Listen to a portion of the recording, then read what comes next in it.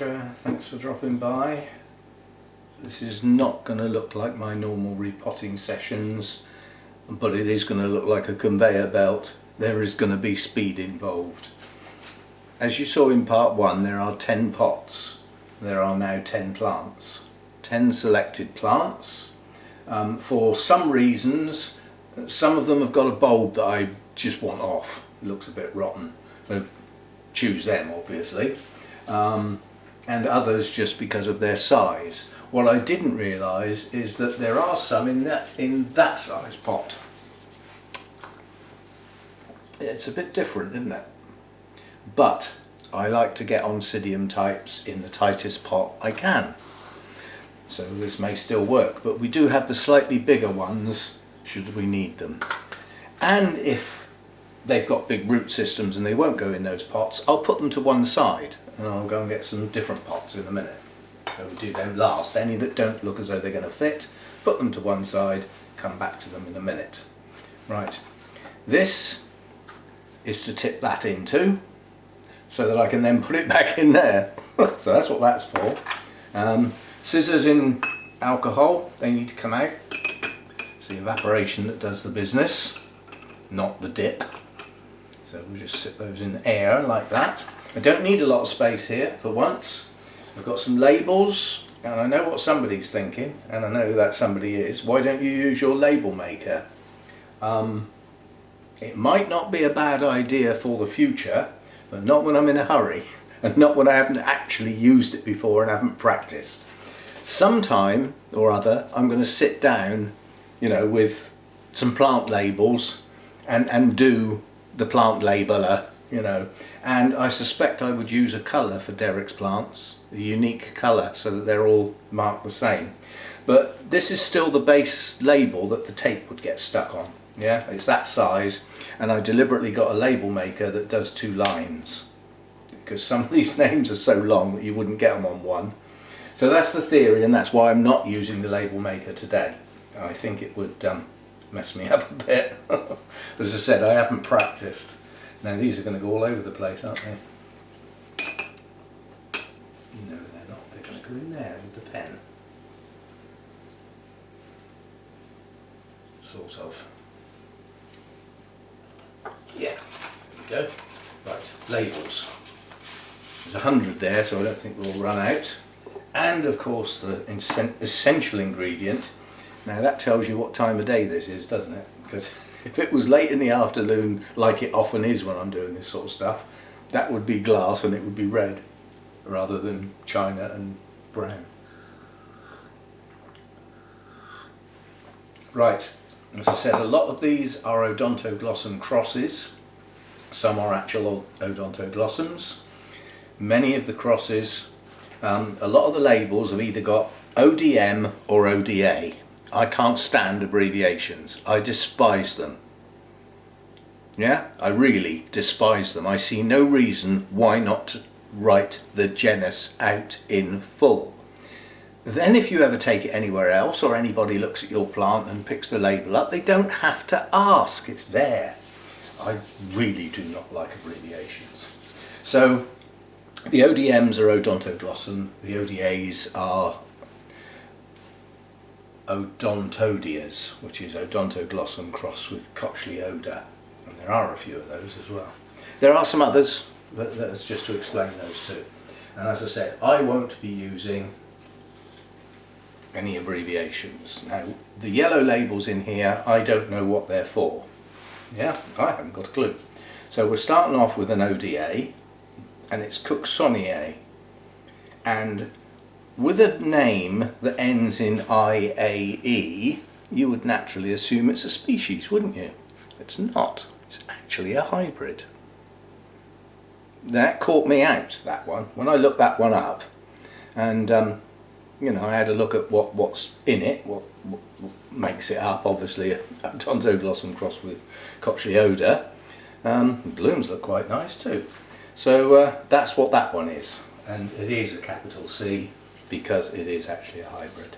It's a very old one. Very old one.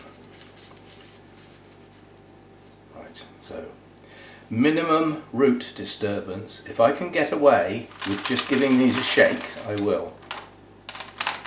Because I don't want to disturb the roots. So it is minimum, and I mean minimum, just gently, just a bit of a tease. Right, we have root tips. So this one's coming back. And we also have old dead roots down here, which I see no point in putting those back in there. Oh, I don't know though. They're not dead. They're discoloured, yes. I mean, look, those are active roots there. So what do I declare then?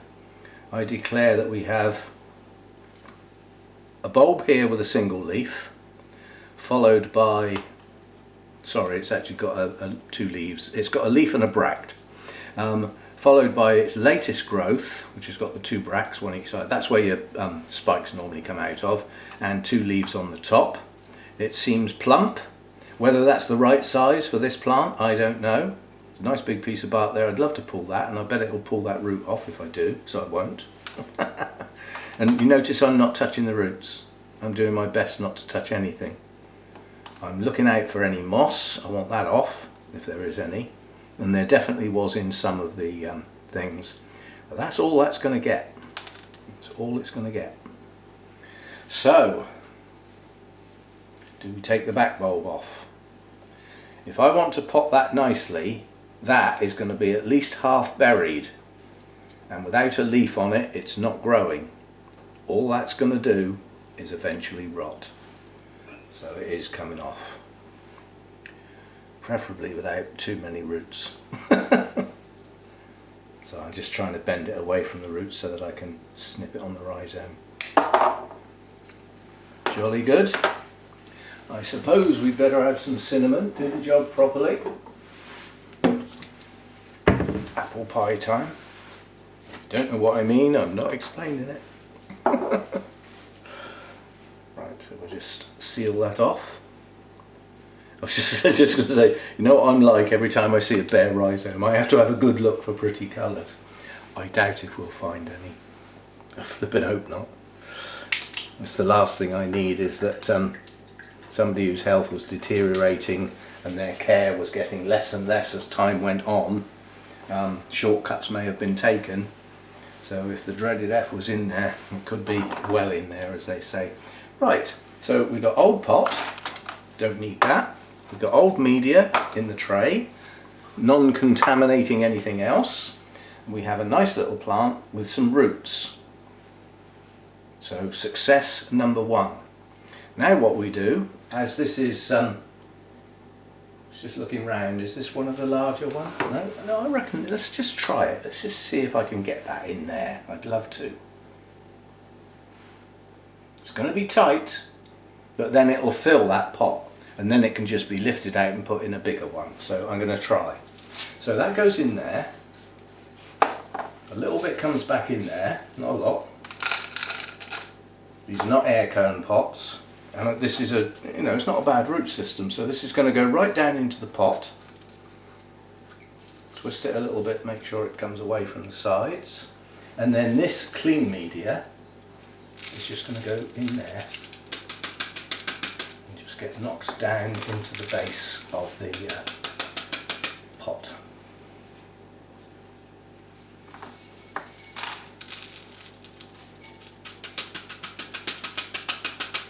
I'm going to try and do my best not to press anything. Just tap. Now this theory of not messing about with the roots to any great extent came from the I was just going to say Michael McCarthy's theory on the zygos, and treat the roots with extreme caution. Don't bruise them, don't knock them about, as little as possible. Now we've got no new growth showing on this one yet, nothing. But now do you see what I mean about the theory of putting the media in the pot initially? Whoops, big bit, go in another pot. Now when I water that, that will settle, but it's nicely in there, yeah, and by giving it a twist before I started, none of the roots are on the edge of the pot, so they all have media around them. There's a few loose on the top here that I can see, so we'll just top that up. So that's number one. Dusty mitts now. And we will do a new label, even though I can read that label. That label is perfectly okay. But this is the bit why I want to keep the old labels. To me, I don't know whether you can see that, but that's history. That's a sequence of dates. And it starts with the 8th, 13. So something happened in 2013 with this plant. It's 2021 now. Been around a bit. And it may have been around before then, and a new system was started. I mean, like I did, you know, I mean, well, I lost my laptop, didn't I? So I lost all my stuff. Now, if I'd written everything down on labels like that, repotting history, but you can't get blooming history, repotting history, notes about media that you used, what condition the roots are in on there, can you? That's why I keep electronic notes. But the downside is, if it goes down, it messes you up a bit. And I think I invented a few new words when that happened, actually, when I realised that laptop really had gone. I mean, I thought by, you know, reloading Windows from scratch, wipe the thing. I'm not going to do these labels now, it's going to take too long, so I'll put the old labels back in for now. I'll sort something out, and I may attempt to use the label maker when I do this, but we're not getting them muddled up. Why aren't we getting them muddled up? Because we're doing them one at a time. Not like the Tulumnias. They've never been unmuddled. I think I've just about got them unmuddled now. Right, next one then. I'm not doing these in any particular order. This one was picked because it's got a rotting bulb. Now this is, again, this is an ODA again, and this is Drummer Boy the Sparrow. I can find no record of that particular variety of Drummer Boy anywhere on the internet. So does it really exist? Did somebody name it themselves and never register it and then give it to Derek?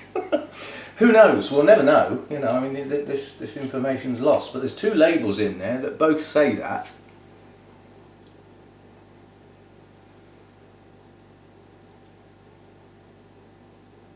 Do you know, in fact, that might be the history. That might be the bit. This label has actually got something by somebody Jones.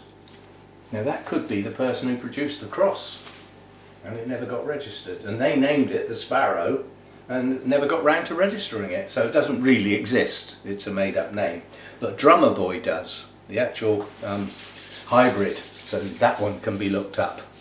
Right, so we're looking at an ODA, so again Odontoglossum crossed with Cochlioda. Cochliodas were used in the main in the same way that the Sophronitis were used in the Catlia Alliance. They were used in the main to put red in the mix. Not always, but a lot of the Cochliodas were red.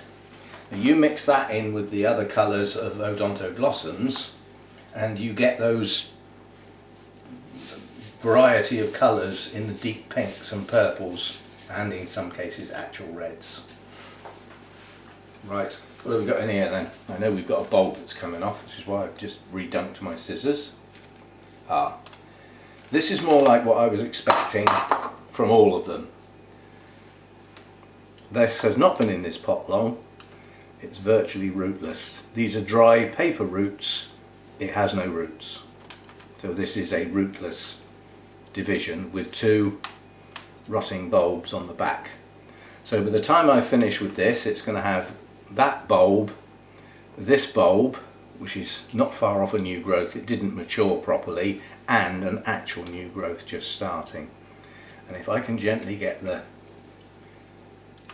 sheaths off of that new growth, then any new roots that come out will go into the pot, and by planting this right on the surface we might get them to go. So that bulb's got to come off, and probably just fall off, and with that half the roots will come off, but they're dead anyway. There we go. It's actually a clean break, it doesn't need cinnamon. That's going to take some getting going again, that one. It's not going to be easy. As I said, this is what I was expecting on a lot of them. They've just been plonked in. And this particular one here, again, that's got history on it. That goes back to 2012 on that label. But that could be somebody else's label, don't forget. Derek lost a lot of his plants. He could have asked friends to say, have you got anything like that? And they could have just given him their plant with their label in. And these are not even Derek's labels. Anyway,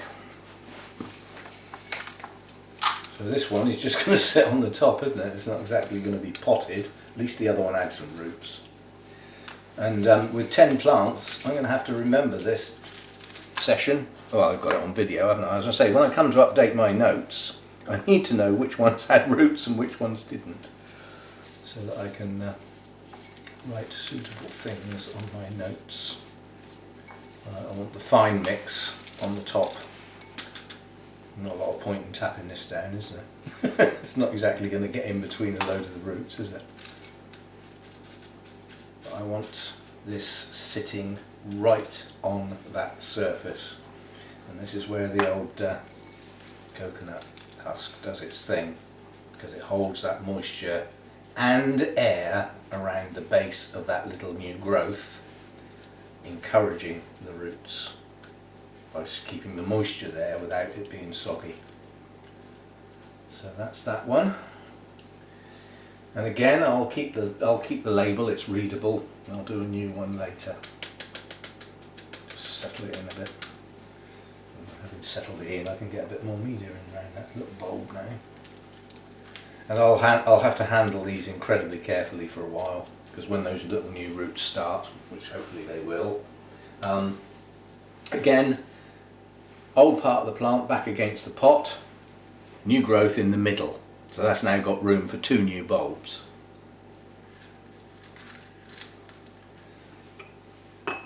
Scissors back. Where am I putting the done ones? Up there. Oh, that's 2. We're going to be here all day at this rate, aren't we? And the trouble is I'm talking again, and the talking slows me up. Right, next one, tiny. This is the one that came from the Colombian nursery, and it is Odontoglossum cristatellum, and this is a species. So what have we got here then? Little pots. I don't want to use one of the big ones, so little one. And let's see what we got. This one's buried far too deep.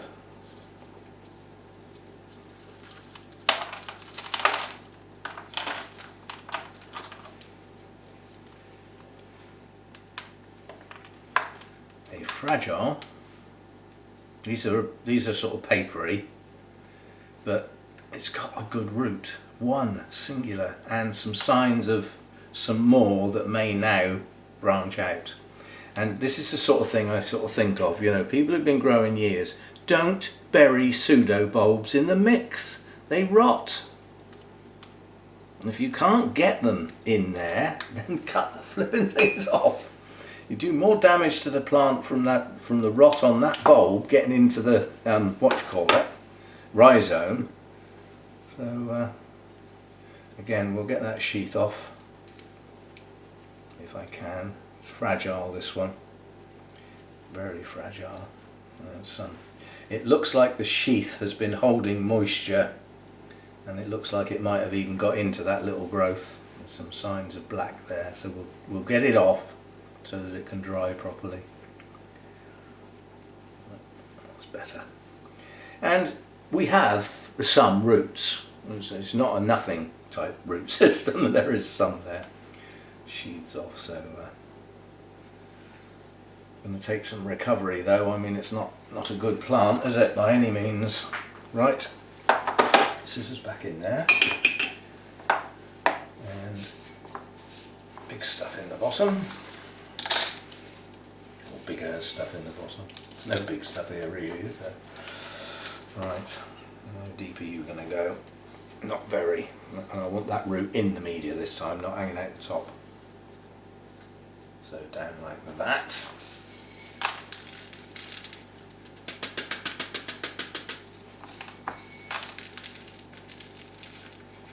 Again, new growth or latest growth. Sat in the middle of the pot, oldest part of the plant at the back.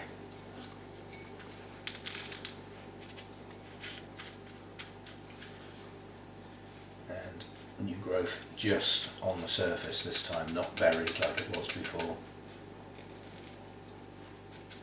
If you end up with a bit too much media, rather than try and tip some media out, just lift the plant up. Just raise the plant, it's much easier. Right, that's that one, another little one, and that was the Odont species. As I say, I'm just keeping the old labels for now. Right, next. Again, buried too deep. What the hell have we got here? What we've got here is, oh, this is the Burnham's label that is completely spelt wrong, Sarah. This was the one that I said it looks like cheese Bregtianum. It's actually, when it's called Oncidium here, it's actually the same Mexicoa as the one I've already got. So I now have a second one. I'll have a word with Sarah when I get there next week. Again, she was probably given it with that name.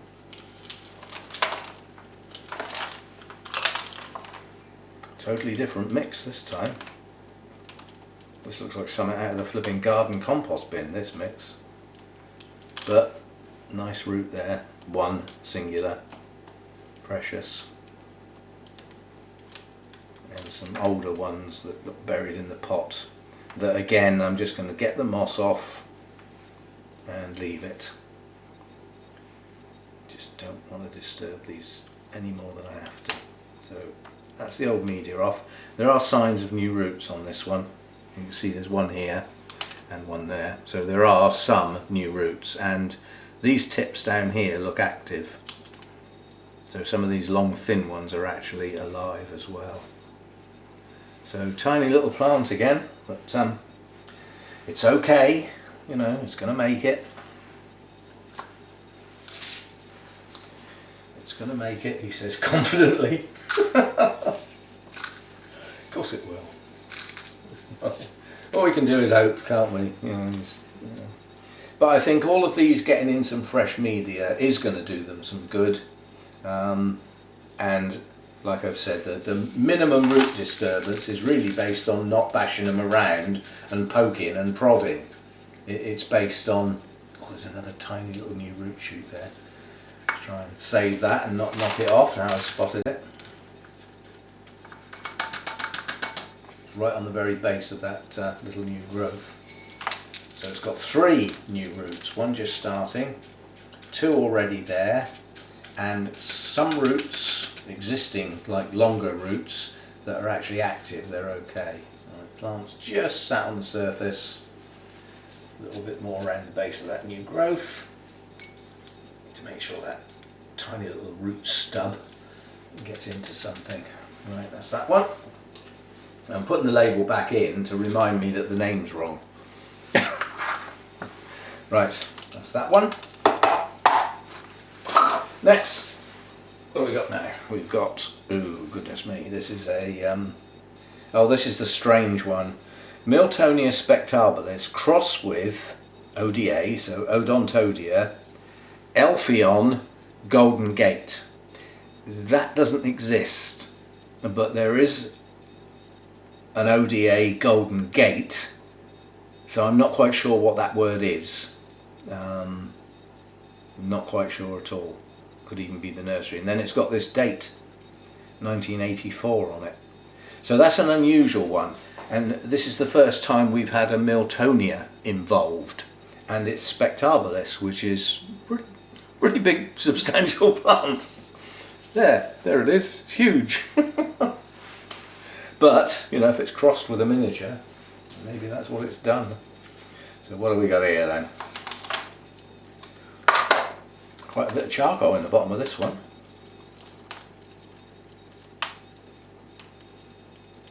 It's odd to use what I would call quite a large grade of bark when you're trying to recover a root system. Right, we've got some signs of new roots, just showing, not many.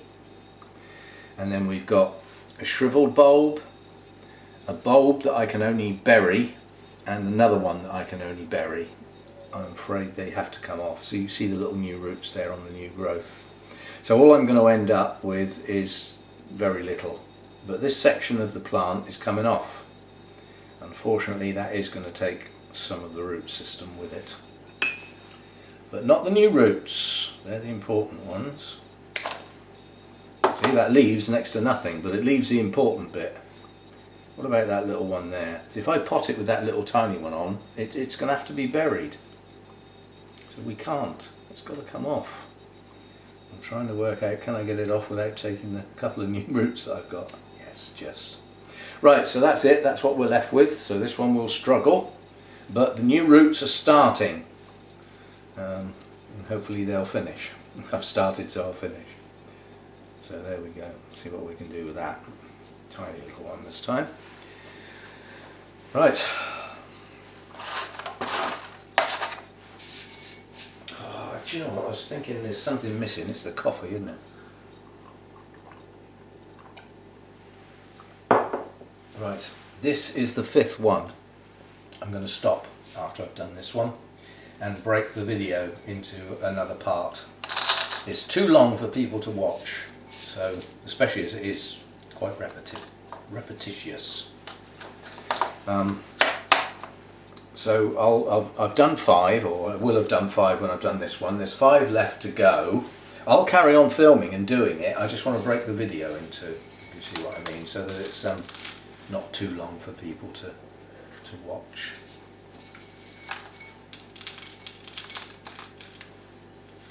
You know, you can have a break then, you know, perhaps watch one day and another one the next day, something like that. Because they'll probably get posted a day apart.